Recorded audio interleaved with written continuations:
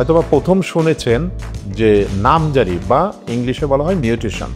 আসলে নামজারি কি, নামজারি কেন প্রয়োজন, নামজারি কিভাবে করতে হয়? একটু জটিল না? জীবনে শুনেন নাই, শব্দটাই তো শুনেন নাই। অনেক টাকা পয়সা দরকার, তাই না? না, অনেক টাকা দরকার না, মাত্র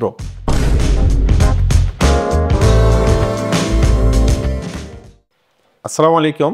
বিডি প্রপার্টি বাই মিজান চ্যানেলের পক্ষ থেকে আমি আমিনুল ইসলাম মিজান। বরাবরের মতো আজকে যে জমি জমা সংক্রান্ত যে বিষয়টা নিয়ে আলোচনা করব, নামজারি কি। অনেকেই বিষয়টা হয়তোবা প্রথম শুনেছেন যে নামজারি বা ইংলিশে বলা হয় মিউটেশন। আসলে নামজারি কি, নামজারি কেন প্রয়োজন, নামজারি কিভাবে করতে হয়?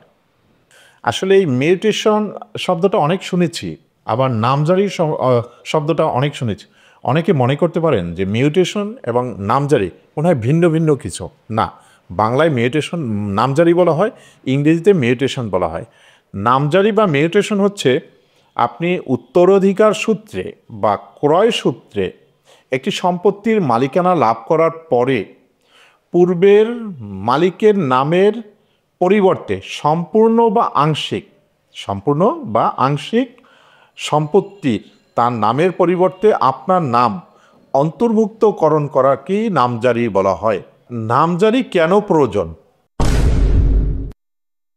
দেখুন, নামজারি প্রয়োজন আপনি একটি প্রপার্টি উত্তরাধিকার সূত্রে বা ক্রয় সূত্রে মালিকানা লাভ করবেন। কিভাবে? একটি দলিলের মাধ্যমে। যদি ক্রয় সূত্রে মালিকানা লাভ করেন, একটি দলিলের মাধ্যমে। উত্তরাধিকার সূত্রে যদি লাভ করেন, আপনার পৈতৃক সম্পত্তি, আপনি মালিকানা লাভ করেছেন। এখন এই জমিটার কিন্তু আপনি মালিকানা লাভ করেছেন, কিন্তু গভর্নমেন্টের ডকুমেন্টসে কিন্তু আপনার নাম উঠেনি। এজন্য আপনাকে কি করতে হবে?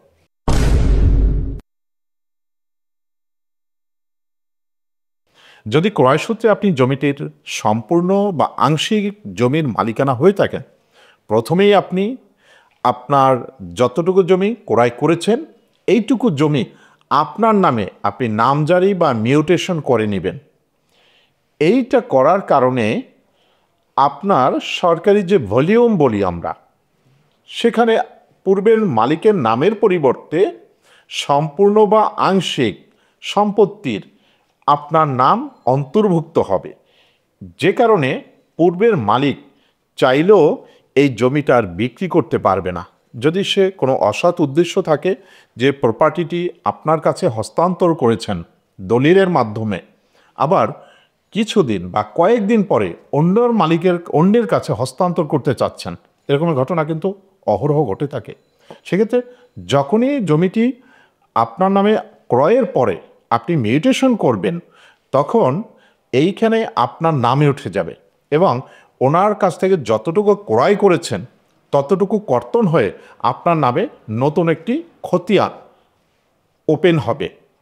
এটা হলে হবে কি, উনি পরবর্তীতে আপনি যার কাছ থেকে কিনেছেন তিনি যদি তার প্রপার্টি বিক্রি করতে যান, তখন তিনি যখন তার পর্চা সাবমিট করবেন, তখন আপনার অংশটুকু বাদ দিয়ে তার অন্য কোথাও বিক্রি বা হস্তান্তর করতে হবে। এটা হলো ক্রয়ের ক্ষেত্রে। উত্তরাধিকার সূত্রে কি?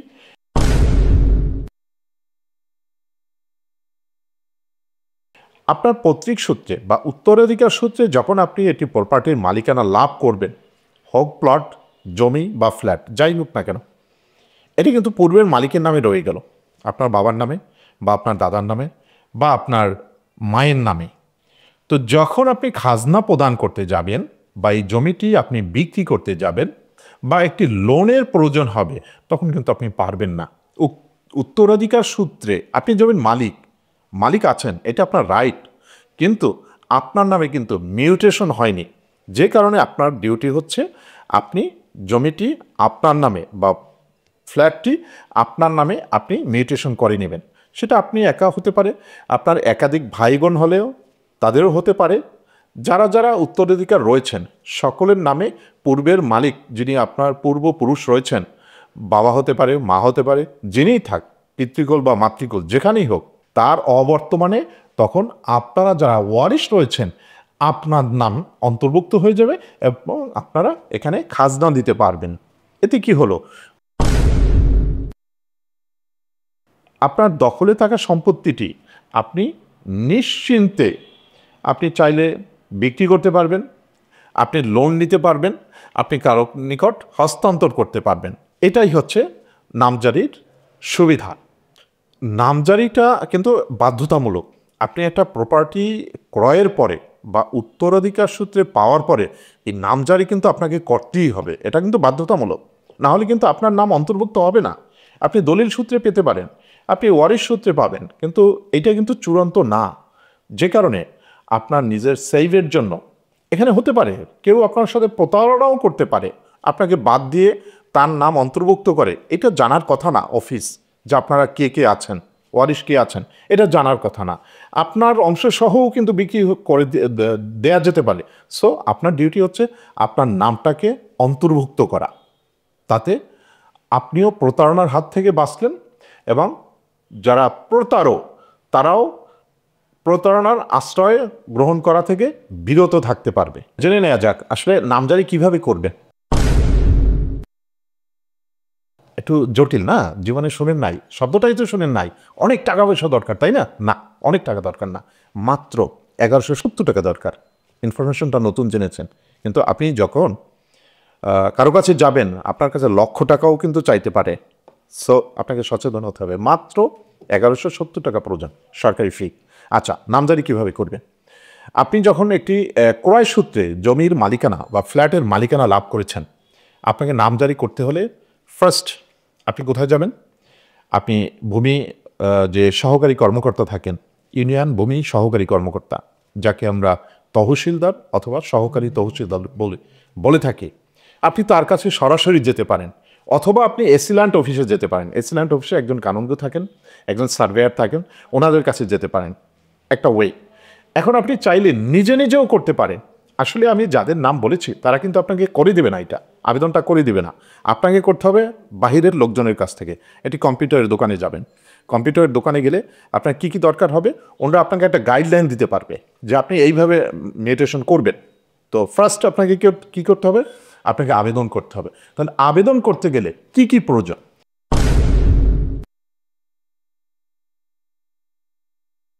প্রথমেই প্রয়োজন হবে আপনার একটি পাসপোর্ট সাইজের আপনার ছবির প্রয়োজন হবে। তারপরে আপনার ভোটার আইডি কার্ড, যেটা এনআইডি কার্ড, আপনার এনআইডি কার্ড প্রয়োজন হবে।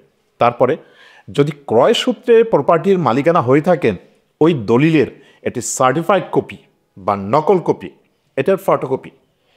এরপরে এই প্রপার্টির পূর্বে যে মালিক ছিল তার জমির তার দলিলের ফটোকপি। তারপরে পর্চা, সকল পর্চা, CS, SA, RS, BS, Dhaka মহানগর যদি হয়ে থাকে মহানগর জরিপ, এই পর্চাগুলো আপনার প্রয়োজন হবে। তারপরে এই যে পূর্বের মালিক খাজনা দিয়েছেন, তিনি তার যে মিউটেশন ছিল, তার যে ডিসিআর ছিল, ডিসিআর শব্দটা হয়তো বা আপনি জীবনে প্রথম শুনেছেন, ডুপ্লিকেট কার্বন কপি। ডিসিআরটা কিন্তু একটা মারাত্মক একটা ইম্পর্ট্যান্ট ইস্যু আছে ওখানেও। তো আপনি এই ডকুমেন্টসগুলো নিয়ে একটি কম্পিউটারের দোকানে যাবেন, এই বিষয়ে যারা কাজ করেন, আর আপনার একটা মোবাইল নাম্বার গিয়ে আপনাকে আবেদন করা হবে।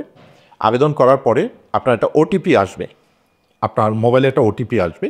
এই ওটিপি নাম্বারটা দেওয়ার পরে আবেদন প্রক্রিয়াটা শেষ হয়ে গেল। এই ডকুমেন্টসটা কিন্তু অনলাইনে করে এখন। এইটা যদি আপনি এক্সপার্ট হয়ে থাকেন আপনি নিজেও পারবেন। দেন ওখানে 70 টাকা আপনার ফি দিতে হয়, আবেদন ফি। এই আবেদন ফি দেওয়া হয়ে গেলে আপনার কিন্তু এটা সার্ভারে ঢুকে গেল। এটা 28 ডেজের মধ্যে কিন্তু মাত্র 28 দিনের মধ্যে একটা নামজারি প্রক্রিয়া শেষ হয়। কারণ ভূমি মন্ত্রণালয় থেকে সরাসরি এটা মনিটরিং করে।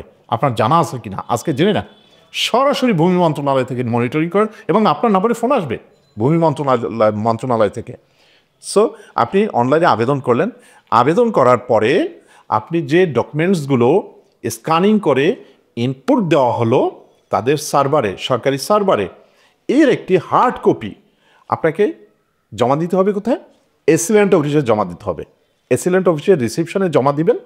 জমা দিলে এটি 7 দিনের মধ্যে, যেদিন জমা দিবেন তার পরদিন চলে যাবে ইউনিয়ন ভূমি সহকারী কর্মকর্তার নিকট, তহসিলদারের নিকট। উনি আপনার কাগজপত্রগুলো যাচাই বাছাই করে ওনার সরকারি ভলিউমে পর্চাগুলো যাচাই বাছাই করবেন। যাচাই বাছাই সম্পন্ন হয়ে গেলে এই রিপোর্ট দিবেন। কোথায় দিবেন? উনি পাঠাবেন এসিল্যান্ড অফিসে। এসিল্যান্ড অফিসে উনি যখন ডকুমেন্টসগুলো পাঠাবেন, এখানে একজন সার্ভেয়ার দায়িত্বে থাকেন। একজন সার্ভেয়ার সাহেব বা কানুনগো সাহেব আপনাকে কিন্তু উপস্থিত থাকতে বলবেন। আপনার যে অরিজিনাল যে ডকুমেন্টসগুলো আপনি যেগুলো দিয়েছেন, ফটোকপি স্ক্যান করে দিয়েছেন, এই অরিজিনাল ডকুমেন্টস নিয়ে আপনি যাবেন কোথায়? এসিল্যান্ড অফিসে যাবেন।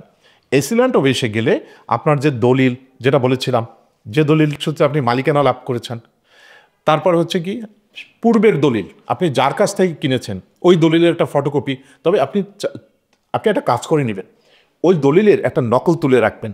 এটা আপনার জন্য বেস্ট হবে, কারণ ওইটা একটা ফটোকপি। আপনি একটা নকল তুলে নেবেন, এটা আপনার নিজের সেফটির জন্য। আপনার ভোটার আইডি কার্ড, আপনার ডিসিআর, আপনার সাবেক মিউটেশন, পূর্বের মালিকের নামে যে মিউটেশনটা ছিল, সিএস, এসএ, আরএস, বিএস বা ঢাকা মহানগর জরিপ, এই ডকুমেন্টসগুলো নিয়ে আপনি হাজির হবেন। অনেক জায়গায় দেখেছি যে এসিল্যান্ড মহোদয় যারা সহকারী ভূমি কমিশনার থাকেন, তারাও কিন্তু আপনার হিয়ারিং করে থাকে, আপনার ডকুমেন্টসগুলোকে ভেরিফাই করে থাকে, এবং এসিল্যান্ড অফিসে যে সংরক্ষিত কাগজপত্র থাকে সেখানে যাচাই করে যে আপনার মালিকানা ঠিক আছে কিনা, হিস্সা বলা হয় এটাকে, আপনার প্রপার্টির পরিমাণটা ঠিক আছে কিনা বা কম বা বেশি হলো কিনা, এটা বাছাই করার পরে যখন ওকে হয়ে যায়, তখন কিন্তু সার্ভেয়ার সাহেব রিপোর্ট দিয়ে দেয়, পজিটিভ রিপোর্ট দেন। কানুনগো সাহেব পজিটিভ রিপোর্ট দিয়ে দেয়। দিয়ে দিলে 28 দিনের মধ্যেই কিন্তু এটা অ্যাপ্রুভ হয়ে যায়। এটা অ্যাপ্রুভ হওয়ার পরেই আপনার মোবাইলে একটা মেসেজ আসবে। কী মেসেজ? আপনি সরকারি ফি জমা দিন। কত টাকা? 1100 টাকা। তো প্রথম দিয়েছেন কত? 70 টাকা। এখন আপনাকে 1100 টাকা জমা দিতে হবে।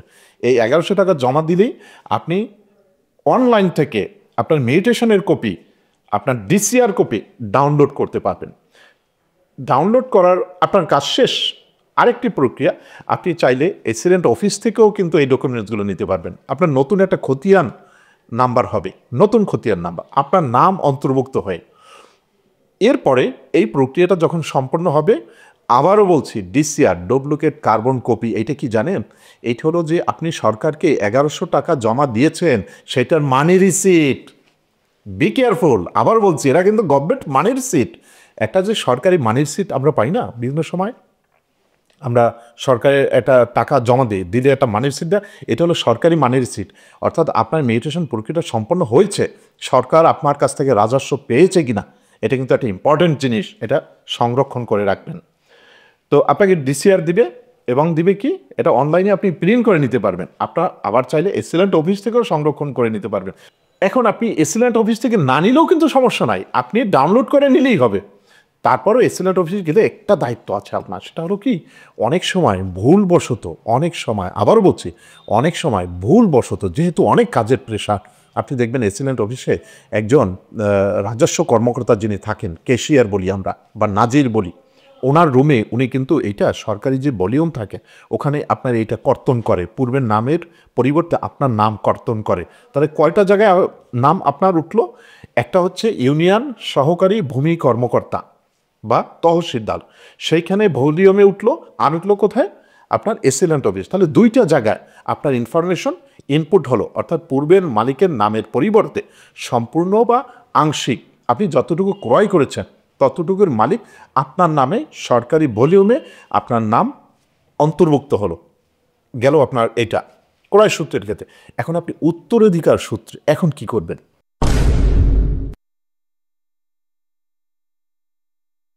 দেখুন, উত্তরাধিকার সূত্রের বিষয়টা হলো, আপনার বাবার নামে বা আপনার মায়ের নামে যদি প্রপার্টিটি ছিল, যদি এমনটি হতো, তাহলে তারা মালিকানা লাভ করেছিল কিভাবে? তারাও কি উত্তরাধিকার সূত্রে পেয়েছিল, নাকি তারা ক্রয় সূত্রে পেয়েছিল? যদি তারা ক্রয় সূত্রে বা উত্তরাধিকার সূত্রে পেয়ে থাকে, তথ্যটা মনে রাখবেন। কিন্তু অনেক সময় হয়েছে কি জানেন, আগের মানুষেরা মিউটেশন জানতো না। এটা 2004 সালে মিউটেশনটাকে বাধ্যতামূলক করা হয়েছে, এবং দলিলে ছবিযুক্ত দলিল এটা বাধ্যতামূলক করা হয়েছে। তারপরে আমরা কিন্তু মিউটেশন সম্পর্কে অবগত হয়েছে। এখন অনেক ক্ষেত্রেই দেখা গেছে পূর্বে যারা ছিলেন ওটা মিউটেশন করতেন না, শুধু দলিল করে পজিশন অনুযায়ী ভোগ দখল করতেন। এখন যদি এমনটি হয়ে থাকে আপনার পূর্বের মালিকদের নামে মিউটেশন নাই, দলিল মূলে এবং পজিশন অনুযায়ী, তাহলে আপনার ডিউটি হচ্ছে আপনি ওয়ারিশ সার্টিফিকেট কালেক্ট করবেন। যদি সিটি কর্পোরেশন হয় কাউন্সিলর সাহেবের কাছ থেকে, যদি ইউনিয়ন পরিষদ হয় ইউপি সদস্য অথবা চেয়ারম্যান সাহেবের কাছ থেকে।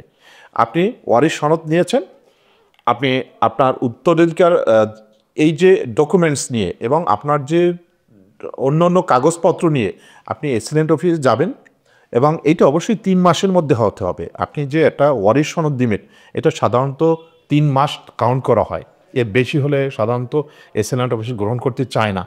সেম পূর্বের যে নিয়মে আমি বলেছি সেম নিয়মে আপনি আবেদন করবেন, আপনার মিউটেশনটা সম্পন্ন হয়ে যাবে।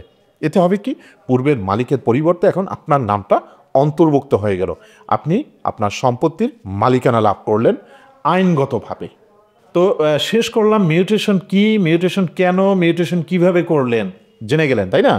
আরেকটা পর্ব আছে, আমি খোলামেলাই কথা বলি, খাজনা, তাই না? খাজনা। আপনি জমি বা ফ্ল্যাটের মালিকানা লাভ করলেন, উত্তরাধিকার সূত্রে হোক ক্রয় সূত্রে হোক, মিউটেশন সম্পন্ন করলেন 1170 টাকায়, কমপ্লিট হয়ে গেল। ওকে, এখন আপনার একটা ডিউটি আছে, শেষ হয়নি। কি সেটা জানেন? আপনার অনলাইনে খাজনা পরিশোধ করতে হবে। তাহলে অনলাইনে কিভাবে খাজনা পরিশোধ করবেন? আপনি একটি খতিয়ান পেলেন আপনার নামে, এই খতিয়ান নাম্বারটি নিয়ে, ডিসিআরটি নিয়ে আপনি একটা কম্পিউটারের দোকানে যাবেন। এগুলো সাধারণত ভূমি অফিসেও যেতে পারেন, ইউনিয়ন তহসিল অফিস, তো ওনারা তো আর আবেদন করেন না, এসিডেন্ট অফিসও করেন না। এই সমস্ত অফিসের আশপাশে অনেক কম্পিউটারের দোকান থাকে, ইচ্ছে করলে আপনিও করতে পারেন, একদম ইজি। যেহেতু পূর্বের অভিজ্ঞতা না থাকলে তো আর নিজে করতে যাবেন না। তা আপনার ভোটার আইডি কার্ডটা নিয়ে যাবেন, আপনার এই যে নতুন যে আপনি মিউটেশন বা নামজারি করার পরে আপনার যে খতিয়ান নাম্বার হয়েছে এই ডকুমেন্টসটা নিয়ে যাবেন, ডিসিআরটি নিয়ে যাবেন। নিয়ে গেলে ওখানে আপনার নামে সার্চ দেওয়া হবে, সার্চ দিলে আপনার মোবাইলে একটি ওটিপি আসবে। ওটিপি আসার পরে এটাকে অনুমোদন দিয়ে থাকে আবার ইউনিয়ন ভূমি অফিস। ইউনিয়ন ভূমি অফিস তহসিলদার সাহেব এটাকে আপনার অনুমোদন দিবে, খাজনা অনুমোদন। খাজনা অনুমোদন হয়ে গেল, এখন আপনি খাজনা প্রদান করছেন, আপনার একটা পাসওয়ার্ড দিবে, এই পাসওয়ার্ডটা আপনাকে মুখস্থ রাখতে হবে। আপনার জীবনে আর কোনো দিন ভূমি অফিসে গিয়ে আর খাজনা দিতে হবে না, শুধুমাত্র আপনার পাসওয়ার্ডটা আপনি মনে রাখবেন, আপনার কোনোদিনও ভূমি অফিসে যেতে হবে না। আপনার এই ডকুমেন্টসের সাথে আপনি আপনার পাসওয়ার্ড নাম্বারটা লিখে রাখবেন, আপনার মোবাইল নাম্বার, পাসওয়ার্ড নাম্বার। আপনি মোবাইলে ঢুকবেন, গভর্নমেন্ট যে ওয়েবসাইট রয়েছে খাজনা পরিষদের, সেখানে যাবেন, সার্চ দিবেন, আপনার সমস্ত তথ্য চলে আসবে। ইজি হয়ে গেল আপনাদের জন্য। এর চাইতে আর সহজ কিছু থাকতে পারে না, কিন্তু না জানার কারণে এটা তো হিমালয়ের মতো মনে হতে পারে। এরকম প্রপার্টি সংক্রান্ত জটিল এবং মজাদার তথ্য পেতে BD property by Mizan Facebook এবং ইউটিউব ফলো দিয়ে রাখুন। স্মার্ট থাকুন, নিরাপদ থাকুন। বিডি প্রপার্টি বাই মিজান, আপনার সহযাত্রী।